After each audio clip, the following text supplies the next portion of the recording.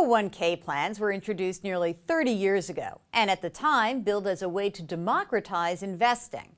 Soon after their debut, 401ks began to replace pension plans as the primary retirement savings vehicle for most Americans.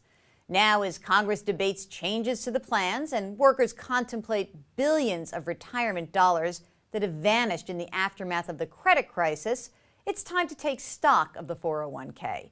Joining us to discuss the current state of retirement in America and the future of 401k plans is MoneyWatch.com's editor-in-chief, Eric Schurenberg. Thanks for joining us, Eric. Hi, Jill. So, 30 years later, how are the 401k plans doing? Jill, I think it's time to declare the 401k a failure. Tell us why. That's shocking. It is, but look at it.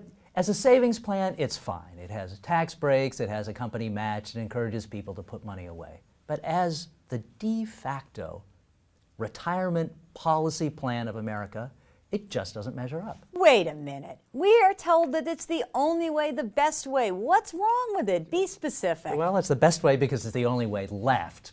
But look, if you're going to have a retirement plan that is essentially the national policy plan, it's got to be seen as fair. It can't favor one group of people over another group of people for no good reason.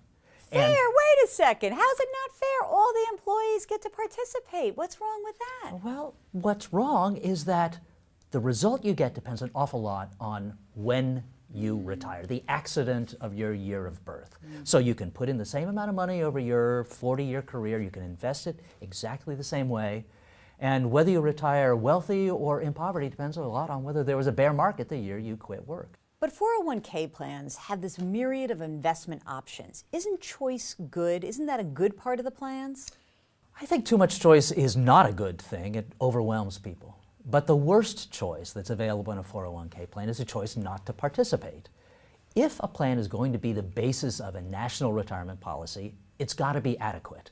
And what we see with 401ks is that when times get tough, as they are now, people stop contributing. They stop contributing at the point where they need to the most, when asset values are low, where they could stand to make the most money, and yet they panic. And what's even worse is that employers also stop contributing. And we've already seen about 30% of companies that offer 401k plans have stopped putting in their match, and that's just not forgivable.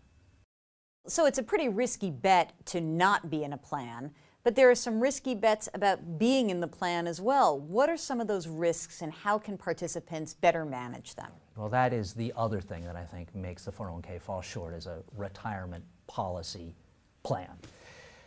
It shouldn't force people to take risks that they don't have to take. Now, there is always going to be risk in a retirement plan. There's always going to be risk in the economy.